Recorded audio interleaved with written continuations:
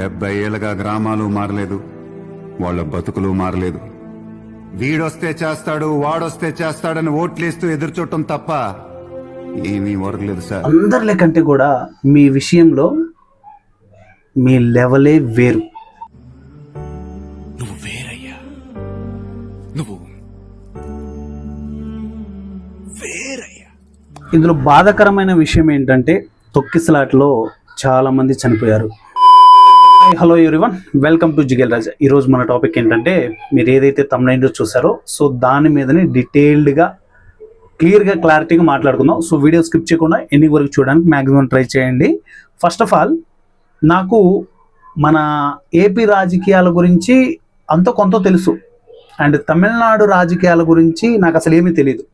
అంటే అక్కడ వాళ్ళ పేర్లు కానీ రాజకీయం ఎలా నడిపిస్తారు, ఎలా సాగుతుంది అనే దాని మీద ఒక ఐడియా ఉంది. బట్ అక్కడ వాళ్ళ పేర్లు, ప్రజెంట్ ఎవరున్నారు, బిఫోర్ ఎవరున్నారు, ఇవేవి నాకు తెలీదు. సో ప్రజెంట్ ఇదే ట్రెండింగ్ టాపిక్ కాబట్టి జస్ట్ విజయ్ తలపతి గారు సీఎం అయిన దాని మీద నా ఒపీనియన్ చెప్పడానికి మాత్రమే నేను ఈ వీడియోలో మీ ముందుకు వచ్చాను. సో ఇక్కడ ఒకరిని కించపరిచి ఒకరిని హైలైట్ చేస్తూ మాట్లాడడం నా ఉద్దేశం అస్సలు కాదు. మీరు హీరో పరంగా తీసుకున్నా, అంటే రాజకీయ పరంగా తీసుకున్నా, వాట్ ఎవర్ ఇస్, మీరు ఏ రకంగా తీసుకున్నా కూడా నేనైతే ఒకరిని కించపరిచి ఓకే ఇతను నాకు హై లెవెల్ ఇస్తున్నారు, నేను ఇతనికి వీరాభిమానిని అనే ఉద్దేశపూర్వకంగా నేను ఎక్కడ మాట్లాడను. సో ఇప్పుడు చెప్పబోయేది పిన్ టు పిన్ ప్రతి ఒక్క పాయింట్ ఏంటంటే నా పర్సనల్ ఒపీనియన్ మాత్రమే. అట్ ఎ టైం నేను అడిగే కొన్ని క్వశ్చన్స్ ఉంటాయి. అంటే క్వశ్చన్స్ అంటే లైక్ ఇలా చేస్తే బాగుంటుంది, అలా చేస్తే బాగుంటుంది అనే క్వశ్చన్ కూడా కాదులేండి, రిక్వెస్ట్ అనుకోండి. సో అలాంటివి ఈ వీడియోలో డీటెయిల్గా మాట్లాడతాను. మీరు బిఫోర్ చూసుకుంటే రాజకీయాల గురించి నేను అసలు వీడియోస్ చేయనండి, అసలు చేయలేదు కూడా ఇప్పటిదాకా. So first time Vijay Thalapathy గారి మీద, ఆయన ఇప్పుడు పాలిటిక్స్లో అండ్ తమిళనాడులో ముఖ్యమంత్రిగా ఆయన హై మెజారిటీతో గెలిచాడు కాబట్టి సో చేద్దాం. ఎందుకంటే విజయ్ తలపతి గారి పైన నాకు ఒక పాజిటివ్ వైబ్ ఉండే, ఆ పాజిటివ్ వైబ్ రాజకీయాల్లోకి వచ్చిన తర్వాత ఇంకా హై అయిపోయింది.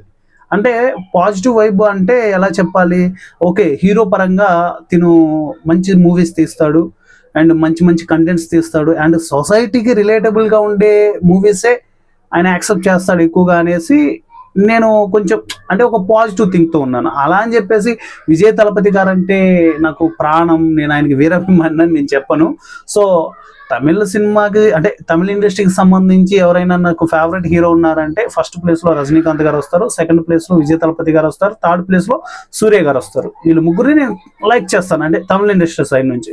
సో ఇక్కడ ఎవరు మనోభావాలు కానీ మట్టిగట్టలు కానీ దెబ్బతినకుండా ఈ వీడియో మ్యాక్సిమం ఎన్నిక వరకు చూడడానికి ట్రై చేయండి. ఓకే, లేట్ చేయకుండా టాపిక్లోకి వెళ్ళిపోదాం. నేను ఫస్ట్ తమిళనాడు రాజకీయాల గురించి కొంచెం వీడియోలు చూడడం కానీ ఇవన్నీ మొదలుపెట్టింది కూడా Jana Nayagan movie release post phone అవ్వడం. ఇక్కడ మీరు బాగా చూడండి, ఇంటర్లింక్ ఎంత అద్భుతంగా ఉందో. నేను బేసిక్గా మూవీ రిలేటబుల్ వీడియోస్ కానీ సొసైటీకి అంటే రిలేటబుల్గా ఉపయోగపడే వీడియోస్ మాత్రమే చేస్తూ ఉంటాను మన ఛానల్లో. సో అలాంటిది అంటే బేసిక్గా మేజర్గా జిగేల్ రాజా అంటేనే ప్రాపర్గా మూవీ రిలీజ్ అంటే మూవీ రివ్యూస్ అండ్ మూవీస్కి సంబంధించిన అప్డేట్ ఆ కంటెంట్ కోసమే నేను డిజైన్ చేసిన ఛానల్. సో అలాంటిది ఎందుకో కొన్ని సందర్భాల్లో అనిపించేది, అరే వీటి గురించి మనం కూడా మాట్లాడితే అంటే మన ఒపీనియన్ మాట్లాడితే బాగుంటుందని అనిపించేది. సో ఆ దిశగానే మొదలు పెట్టాను. అండ్ ఇప్పుడు ప్రజెంట్ విజయ్ తలపతి గారి లైఫ్ జర్నీలోకి వస్తే, ఆయన సినిమాలకు సంబంధించి ఆయన ఒక హీరో. అందులోనూ జననాయకన్ మూవీ చేశారు. అంటే జననాయకుడు తెలుగులో, జననాయకన్ ఇంగ్లీష్లో ఉంది అండ్ జననాయకుడు. సో ఆయన ఆ మూవీ చేసిన తర్వాత ఆ మూవీని సో టోటల్గా ఆపేశారు, అసలు రిలీజే కానివ్వలేదు మూవీని.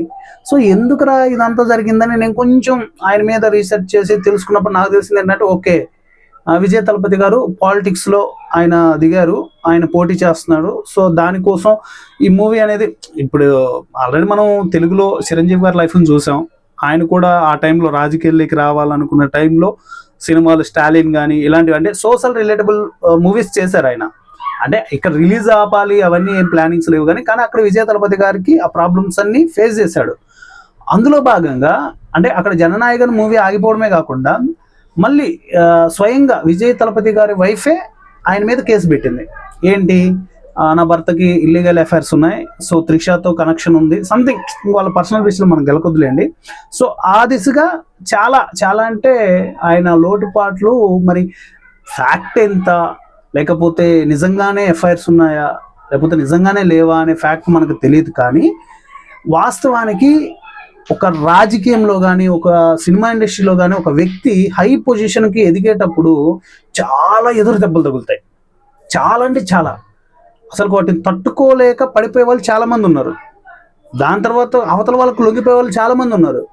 సో ఇలాంటి ప్రాబ్లమ్స్ అన్నీ ఓవర్కమ్ చేసుకుంటూ సడన్గా ముఖ్యమంత్రి అయ్యేటప్పటికి తమిళనాడే కాకుండా ఏపీ, కర్ణాటక మొత్తం రాష్ట్రాలని షేక్ అయిపోతున్నాయి. అరే విజయ్ తలపతి గారు ఏంటి అంత హై మెజారిటీతో గెలవడం ఏంటి అనేసి ఇక్కడ చూసాం. నేను కంపేర్ చేస్తున్నాను కదండి, నేను అందుకే చెప్పాను, అంటే ఉదాహరణలు కొన్ని చెప్పాలి.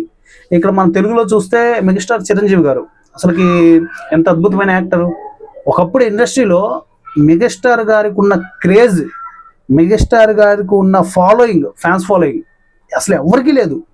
అలాంటి మెగాస్టార్ గారు పాలిటిక్స్లోకి వచ్చిన తర్వాత ఆయన కూడా ఒక పార్టీ పెట్టి ఆయన కూడా ముఖ్యమంత్రిగా పోటీ చేసిన తర్వాత చాలా తక్కువ సీట్స్ వచ్చాయి. అండ్ అంతెందుకండి, రీసెంట్గా పవన్ కళ్యాణ్ గారు ఆయన ఫస్ట్ పెట్టారు, తర్వాత అంటే ఓడిపోయారు, మళ్ళీ తర్వాత పెట్టారు.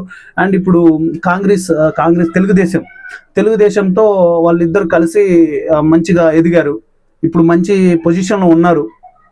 సో ఏదేమైనా కూడా ఒక హీరో సినిమా ఇండస్ట్రీలో ఉంటూ వచ్చి పాలిటిక్స్లో సపోర్ట్ చేయాలి అంటే ఆల్రెడీ ఇక్కడ చూసాం ఇద్దరిని. అండ్ అదే దిశగా తమిళనాడులో చూసుకుంటే చాలామంది ఉన్నారు, అంటే ఇండస్ట్రీకి సంబంధించిన వాళ్ళు పాలిటిక్స్లో ఎమ్మెల్యేలు, ఎంపీలు ఇలా అయిన వాళ్ళు చాలామంది ఉన్నారు. కానీ డైరెక్ట్ సీఎం అవ్వడం అంటే అసలు అది అసలుకి ఏమంటాం, నాట్ ఏ జోక్ అసలు అది. ఆయనకి అంటే విజయ్ తలపతి గారికి ఎలా అనిపించిందంటే నాట్ ఏ మ్యాటర్ అనిపించిందేమో మేబీ, అంటే నేను అనుకుంటున్నాను. అంటే ఆయన గెలవడం, నా ఉద్దేశం చెప్తున్నాను. కానీ ఇలా గెలవాలి అంటే పెట్టి పుట్టాలి, ఇలా గెలవాలి అంటే అదృష్టం ఆకాశాన్ని అంటాలి. ఈ రేంజ్లో మెజారిటీతో ఒక పర్సన్ ఇండస్ట్రీలో అవ్వచ్చు, నువ్వు పాలిటిక్స్లో ఉండొచ్చు, ఏదైనా అవ్వచ్చు, అసలుకి మామూలు కాదండి. అదొక పెద్ద షాకింగ్ సర్ప్రైజ్ విజయ్ తలపతి గారు అంత హై మెజారిటీతో గెలవడం. అసలుకి అంటే ఏం మాట్లాడతాను చెప్పండి, ఒక ఇండస్ట్రీ నుంచి వచ్చిన ఒక పర్సన్ ఇంత మెజారిటీతో గెలవడం మామూలు విషయం కాదు. ఇంకొకటి తమిళ ఇండస్ట్రీలో, తెలుగులో ఆయనకున్న ఫాలోయింగ్ మామూలు ఫాలోయింగ్ కాదు. చాలామంది హీరోలు ట్రై చేశారు పాలిటిక్స్లో వెళ్దాం, పాలిటిక్స్లో మనం పోటీ చేద్దాం అనేసి, ఎవరికి అచ్చి రాలేదు, అది కుదరలేదు, అవ్వలేదు కూడా ఎవరితోని. అలాంటిది విజయ్ తలపతి గారు ఎంత స్టాండర్డ్గా నిలబడ్డారంటే వచ్చి తగిలే ప్రతి రాయిని, అంటే ఏవైతే ఆయనకి నువ్వు తప్పు చేసావు, నీలో ఈ లోపం ఉందని చెప్పి రాళ్ళు విసిరారో ఆ రాళ్ళన్నీ తీసుకొని కాళ్ళ కింద వేసుకొని ఒక పెద్ద నిచ్చెనలాగా పేర్చుకొని ఎక్కి సీఎం అయిపోయారు. అవునంటారా కాదంటారా? అండ్ నా తరపు నుంచి విజయ్ తలపతి గారికి నిజంగా హ్యాట్సప్ సార్. మీరు అసలుకి ఇది ఏం చెప్పాలో ఏమో అర్థం కావట్లేదు. ఒక హీరోగా ఎంత మంచి సినిమాలు తీశారో అంతే మంచి వ్యక్తిగా మీరు పాలిటిక్స్లో నెగ్గారు, అంతే మంచి వ్యక్తిగా తమిళనాడుకి మంచి న్యాయం చేకూరుస్తారని నేనైతే మనస్ఫూర్తిగా కోరుకుంటున్నాను సార్. ఎందుకంటే రాజకీయాల గురించి అంటే నాకు తమిళ్ రాదండి, అక్కడక్కడ కొన్ని పదాలు అర్థమవుతాయి, అక్కడక్కడ కొన్ని తెలుగు ట్రాన్స్లేషన్స్ ఉంటాయి కదా, అవి ట్రాన్స్లేషన్ పెట్టుకొని నేను ఆయన వీడియోస్ చూశాను, పాలిటిక్స్ వీడియోస్, ఆ స్పీచ్ కానీ అవన్నీ. అందరు ముఖ్యమంత్రులు అందరూ అంటే పోటీ చేసినదా ఎవరైతే ఉన్నారో పోటీ చేసిన వాళ్ళు వీళ్ళందరూ కూడా మాట్లాడిన మాటలు వేరు, విజయ్ తలపతి గారు మాట్లాడిన మాటలు వేరు. ఎందుకో నాకు బిఫోర్ నుంచి అనిపిస్తుండే అరే విజయ్ తలపతి గారు ఖచ్చితంగా ఆయన సీఎం అవుతారా తమిళనాడులో ఇయర్ అని. కానీ ఎక్కడో ఒక తెలియని అనుమానం, ఎందుకంటే ఆల్రెడీ చూసాం, అరే ఇండస్ట్రీలో ఉన్న వాళ్ళు సడన్గా పాలిటిక్స్లోకి వచ్చేసి ఫెయిల్ అయిన వాళ్ళు చాలా మంది ఉన్నారు, కష్టం అని అనుకున్నాం. అక్కడ ఒక అపనమ్మకం ఉండే, కానీ ఆ అపనమ్మకాన్ని విజయ్ తలపతి గారు లేపు అక్కడ కూర్చోబెట్టారు. నిజంగా సార్ నేనైతే మీకు నిజంగా మనస్ఫూర్తిగా కృతజ్ఞతలు చెప్తున్నాను. అంటే మీరు ఇప్పుడేదో గెలిచారు, మీరు ఏదో తోపు అయిపోయారు, ముఖ్యమంత్రి అయిపోయారని కాదు, అంటే నా భావన అనమాట అది. అంటే నేను మిమ్మల్ని మీ సినిమాలు చూస్తూ పెరిగిన వాడిని, మీ సినిమాలు అంటే కూడా నాకు చాలా ఇష్టం. ఏమో తెలియదు నాకు, అంటే నేను సినిమా ఇండస్ట్రీలో ఉన్నాను కాబట్టి విజయ్ తలపతి గారి దగ్గరికి వెళ్ళి ఒక కథ చెప్పాలి, ఆయన ఏమైనా యాక్సెప్ట్ చేస్తాడేమో, సరే పోనీ కథ తీసుకున్నా కూడా మనకి మంచి లైఫ్ ఉంటుంది, ఆయనతో చేయాలి ఏదైనా ఒక మూవీ. నేను బేసిక్గా తెలుగులో ప్రభాస్ గారు ఫ్యాన్ని, పాన్ ఇండియా హీరో అయిపోయారు ఇప్పుడు ఆయన. కానీ నాకు ఎప్పుడు ఆయన దగ్గరికి వెళ్ళాలని కూడా అనిపించలేదు. అంటే కథలు చెప్దాం ప్రభాస్ గారితో ఏదైనా సినిమా చేద్దాం అని అనిపించలేదు. మేబీ ఎందుకు తెలియదు, ఆయన మీద ఉన్న ప్రేమ ఏంటో తెలియదు. కానీ అండ్ ఇక్కడ చూస్తే విజయ్ తలపతి గారి దగ్గరికి అనిపించేది ఆయన దగ్గరికి వెళ్ళాలి కథ. ఎందుకంటే ఆయన యాటిట్యూడ్ కానీ ఆయన చెప్పే డైలాగ్ వర్షన్ కానీ తెలుగులో చాలా బాగుండేవి.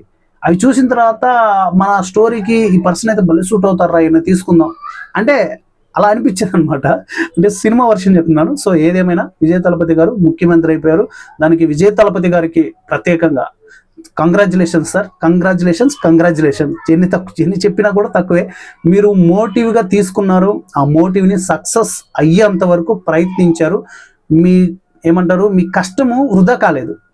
మీరు పడిన ప్రతి కష్టం, మీరు పార్టీ కోసం పెట్టిన ప్రతి రూపాయి విలువ, వాల్యూ అక్కడ కనిపించింది, సీఎంగా అవ్వడంలో కనిపించింది. ఇక నెక్స్ట్ మీరు తమిళనాడు ప్రజలకి మంచి చేకూరుస్తారని నేనైతే మనస్ఫూర్తిగా కోరుకుంటున్నాను. సో ఇది గైస్ ఇవాళ వీడియో. నేను ఇప్పటిదాకా మాట్లాడిన దాంట్లో విజయ్ తలపతి గారిని హైలైట్ చేస్తూ మాట్లాడాలని నేనైతే అనుకోవట్లేదు. అట్ ఎ టైం ఆయన గెలిచారు కాబట్టి ఆయన ఏవైతే మాటలు అంటే ప్రెస్ మీట్ పెట్టినప్పుడు కానీ, అట్ ఎ టైం మీటింగ్స్ పెట్టినప్పుడు కానీ ఆయన ఏ విధంగా అయితే మాట్లాడతాడో ఆ మాటలన్నీ కూడా ఆయన నిజంగా విజయవంతం చేయాలని నేను మనస్ఫూర్తిగా కోరుకుంటున్నాను. నేను ఆయనకి చెప్పాను, ఫేవరబుల్ ఎవరికి ఫేవరబుల్ కాదండి. ఇటు చూస్తే నాకు పవన్ కళ్యాణ్ గారు కూడా ఇష్టమే. ఆయన డిప్యూటీ సీఎం అయినందుకు చాలా హ్యాపీగా అనిపించింది. సో అప్పటికి నేను ఈ రిలేటబుల్ కంటెంట్ చేయలేదు కాబట్టి సో వీడియో చేయలేదు. సో ఏదేమైనా విజయ్ తలపతి గారు వన్స్ అగైన్ కంగ్రాచులేషన్స్, మీరు సీఎం అవడం మాకు కూడా అండ్ ఏపీ ప్రజలుగా చాలా అంటే చాలా హ్యాపీగా అనిపించింది. సో ఇది గైస్ ఇవాళ టాపిక్. ఈ వీడియో ఎలా అనిపించిందో కింద కామెంట్లో తెలియచేయండి. అండ్ ఎవ్వరు కూడా మనోభావాలు మట్టిగడ్డలు దెబ్బ తీసుకునేటట్టు ఈ వీడియోని తీసుకోకండి. నేను ముందే చెప్పాను అండ్ ఇప్పుడు చెప్తున్నాను. సో జస్ట్ 30 సబ్స్క్రైబర్స్ మాత్రమే బ్యాలెన్స్ ఉన్నారు. సో టగటగా కొట్టేయండి, 1K మైల్టోన్కి మనం రీచ్ అయిపోతాం. ఇలాంటి అప్డేటెడ్ వీడియోస్ కంటిన్యూగా మన ఛానల్లో వస్తూ ఉంటాయి. At a time movie reviews కూడా వస్తూ ఉంటాయి. నెక్స్ట్ వీడియోలో మళ్ళీ కలుసుకుందాం. Thank you.